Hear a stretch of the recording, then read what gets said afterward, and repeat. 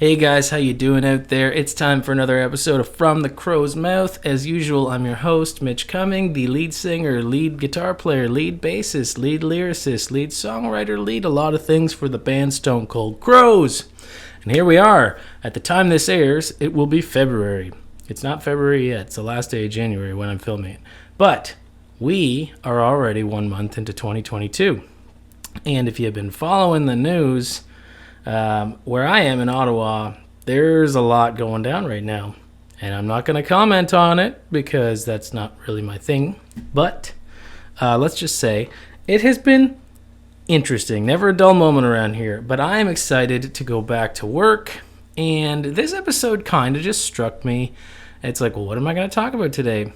And then it happened. I got an idea. I'm going to talk a little bit about creativity because sometimes things just happen on the fly. You get that spark and you just got to change. And that's what happened to me today, even when making the drink, the first bourbon rye whiskey. That's what we're going to do this month of February. So I got a bourbon recipe that I just kind of made up right before this podcast and gave it a go. So I'm going to show you how to make it because the Super Bowl is coming up. And you're going to want to have a few cocktails in the back pocket. Unless you want to just drink beer and eat nachos, that's cool too. But before we start talking about creativity in the music world, and really in any world, I'm going to show you how to make this little concoction I just whipped up. It's actually pretty good. So it is a bourbon cherry lime cola. Check it out. And we'll see you at the music part of the podcast when we're ready to sip on one.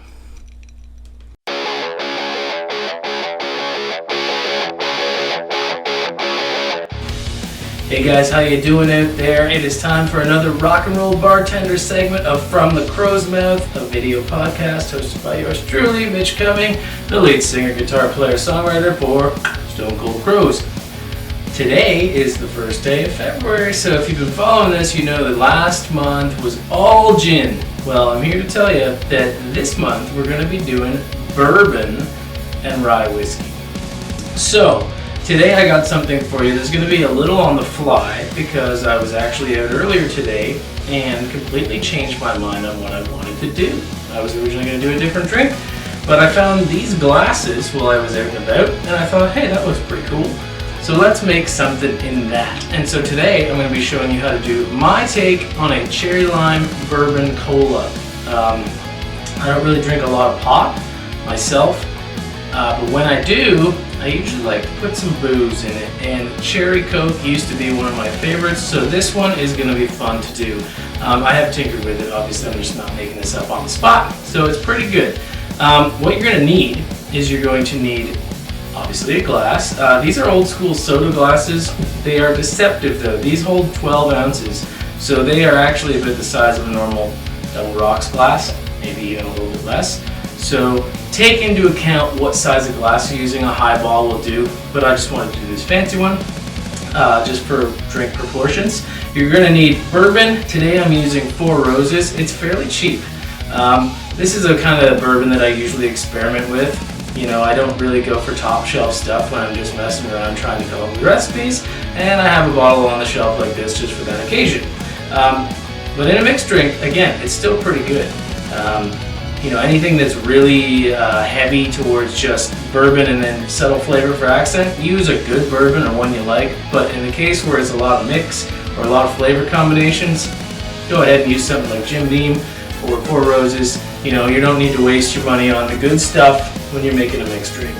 You're going to want some cherry brandy or other cherry liqueur, but I think cherry brandy is pretty good. And not lime juice, but lime cordial.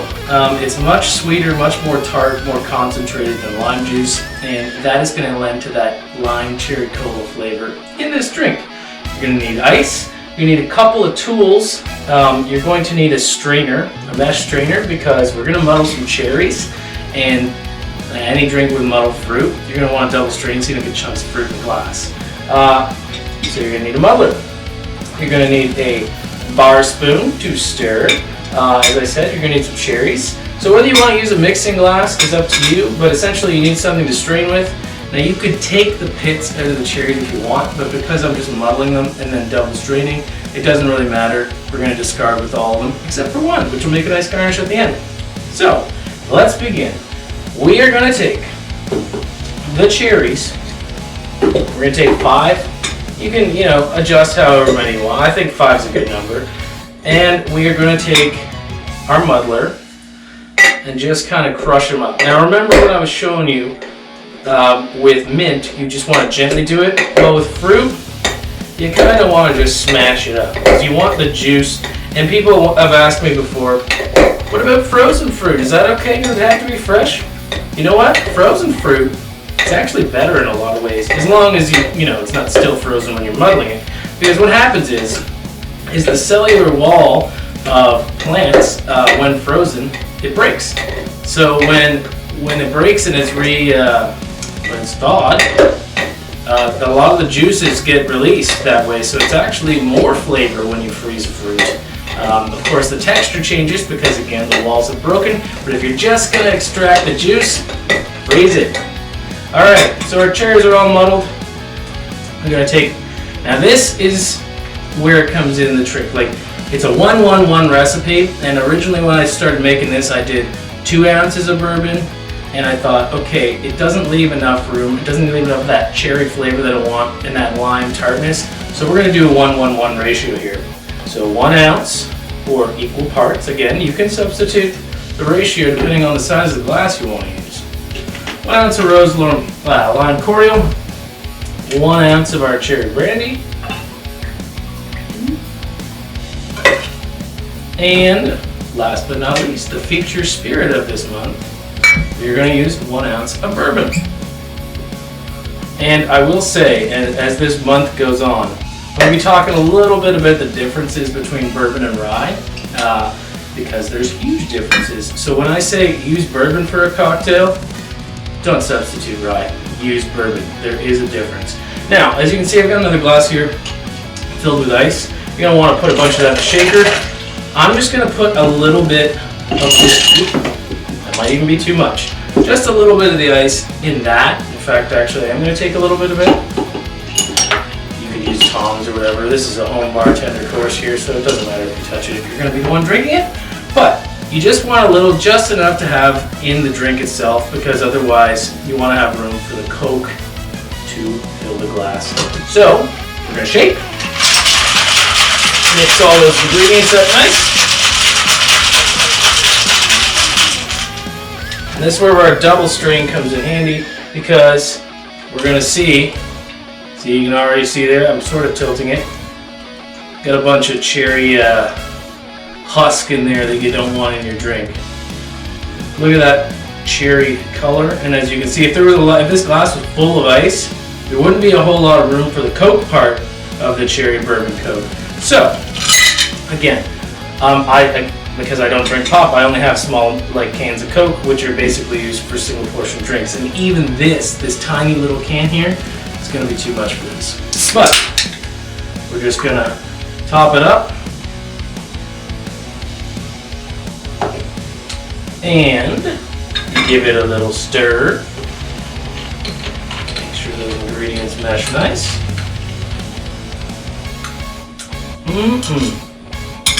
And drop a cherry on top, and there you go. Your Cherry Lime Bourbon Cola, the Mitch Cummings style. So I'll see you on the podcast while we sip on one of these. Cheers.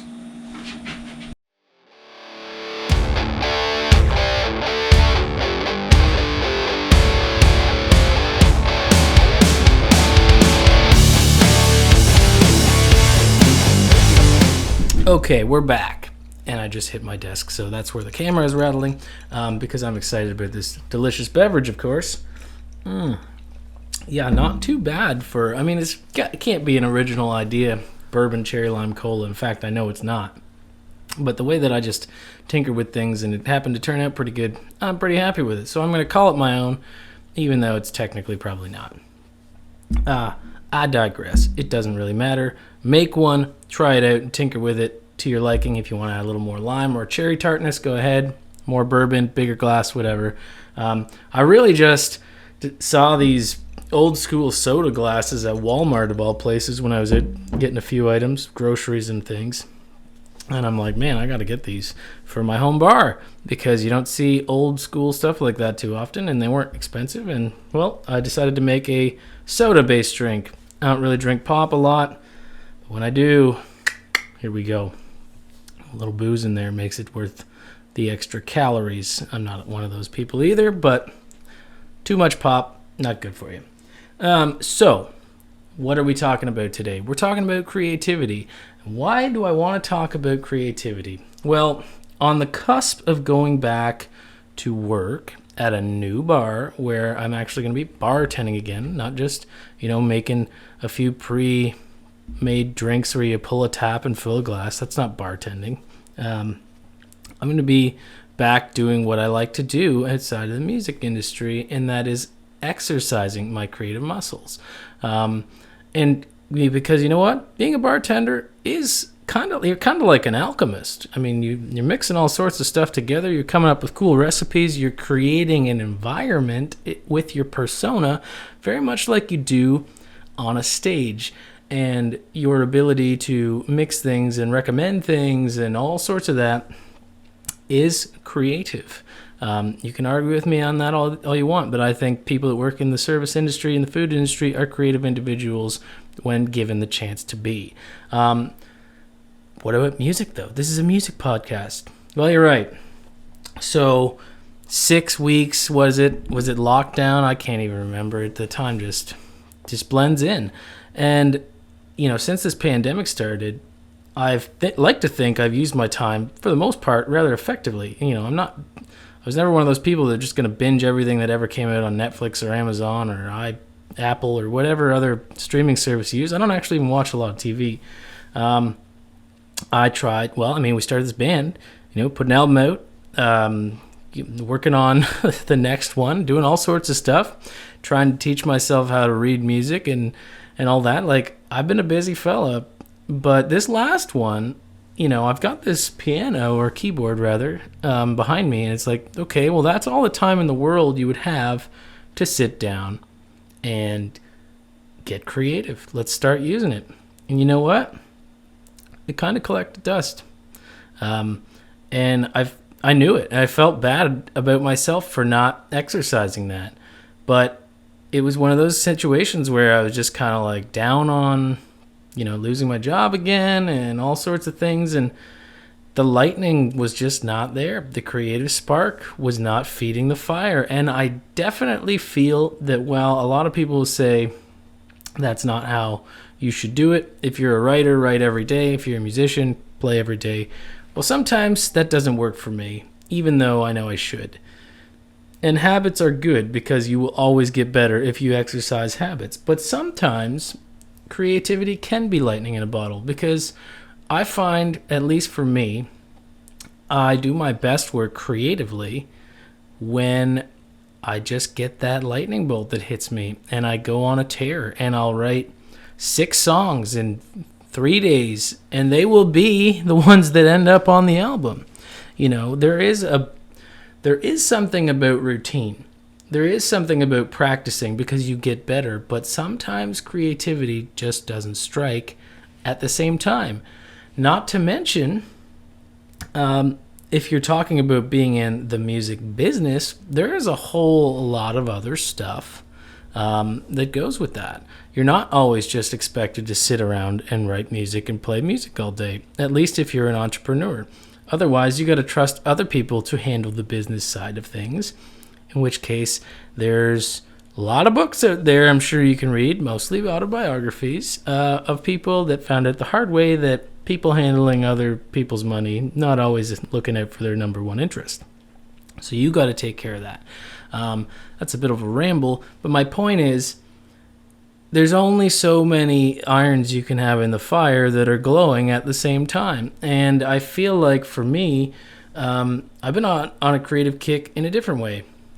This little crowbar project has actually rekindled my interest in bartending. Because if I'm being honest with you, there was a while there where I just found it to be deplorable. I didn't want to do it anymore. Mostly related to how certain customers have acted during this last couple of years, and even before that. But when you're inspired and excited about something, it just flows out of you. You want to do more of it. You want to make things. You want to, write more music or write new things. So like redesigning the website, that came out. And you know what? I'm ready to get back. And we got some music that we're ready to go do. And I feel like now that the spark is back, you got to catch it when it's there. It's like a firefly. They only glow in the dark. So you got to find them at night. And then when they're there, go after them. So I kind of wanted to talk a little bit about that, just where I'm at. And of course, I've rambled on about that. But there's some tips for other people, because some of the people who do watch this podcast might wonder how all that works. And I'm like, again, habits are important. Habits are important for, any kind of artistry. But inspiration. Like, where do you get inspiration? Well, I'll tell you a little bit about me as a songwriter. And at least for this band. You know what I find inspiration? Books. And you'll find that out pretty quickly if you haven't listened to our other album and picked out some literary references. You will in our next song, because we're making it plain as day where that came from. And just you wait. It won't be long now till you hear something new from Stone Cold Crows. That's all. And I say soon, I've been saying soon, but I mean like soon. So stay tuned for that. Again, inspiration for me comes from literature, because I like words. I like poetic language. I like the way that other people are able to link ideas not commonly associated with each other in the mind with language. And so for me, Bryce and I used to be in Creekwater Junkies, and our lyrics were basically like, how can we talk about getting drunk or laid and write another song about that? And it gets tiring after a while. But with poetic language and literature is a good way to learn new words. You want to learn some words that you've never found before? Go read something from a different time when people spoke differently than they do today. And you can get really creative with that. And to me, that is inspiring. I've been inspired as a bartender, which just because I love mixing new flavors. I like trying new things. It's exciting. So this episode, it doesn't really there's no moral of this story. Almost like the beginning of Huckleberry Finn. There's no moral in this story. It's just a story, but I was just excited today to try something new on the whim. Here's what I'm going to do. I bought a new glass. Let's see what we can make in it. It's the same thing when I pick up a guitar. Let's see what we can make today. And oftentimes for me, the songs that you guys hear, when I write them, 20 minutes, start to finish, done. Of course, then we add all the bells and whistles playing around in the studio, particularly with the orchestration. But the lyrics and the musical passages are done. And so I want to say to anyone else out there, when you feel like you're in a bit of a creative rut, don't sweat it. Just keep pressing on with something else. When my musical creative bones weren't working, I started working on our website. I started working on something else. Stay active, and when the moment comes, you'll be ready for it, and you'll be able to harness it again. And so I'm looking forward to the month of February, guys, because yes, I get to go back to work, but we've been sitting on some stuff, and now it's like, oh yeah, guess what? We got some work to do, because it won't be long now before we get to show you what we've been up to, and we're getting ready for the world to open up again. So cheers to that. I don't have anything else to say this week. I'm just kind of buzzing right now, and I might be buzzing a little bit more when I finish this. So until next week, cheers. Remember, dare to be different. Create cool shit whenever you can. See you next week.